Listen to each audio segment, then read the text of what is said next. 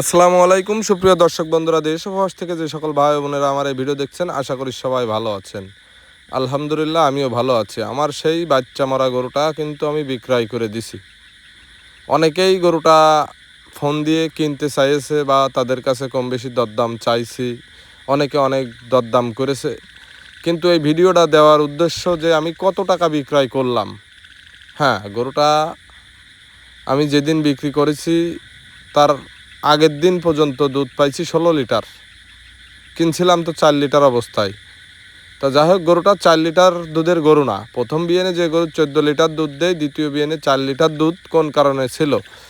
এটা শুধুমাত্র কিছু ভিটামিনের ঘাটতির কারণে। তা যাই হোক, সবাই তো বোঝে না। আমি শুধুমাত্র এই ভিডিওটা আপনাদের মাঝে তুলে ধরেছি যে দেখুন, যদি একটু সচেতন হন আপনারা, অত দুধের গরু না খুঁজে ভালো উলান এবং ভালো কোয়ালিটি সম্পূর্ণ দুধ কোনো বিষয় না। গরু যদি যাতে মানে ভালো থাকে, দুধ আপনার বাসায় এসে হবে ইনশাআল্লাহ।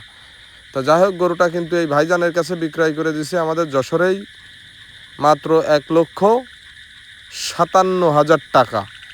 গরু বিক্রয় করেছিলাম 1,60,000 টাকা, কিন্তু ভাইরে কিনা বেচার শেষে 3,000 টাকা ডিসকাউন্ট দিয়েছি। সে আমার একটা ফলোয়ার, এই কারণে প্রত্যেকটা ফলোয়ারের কম বেশি একটু ছাড় দিচ্ছি। তো যাই হোক, ভাইরে কিন্তু 3,000 টাকা ছাড় দিয়ে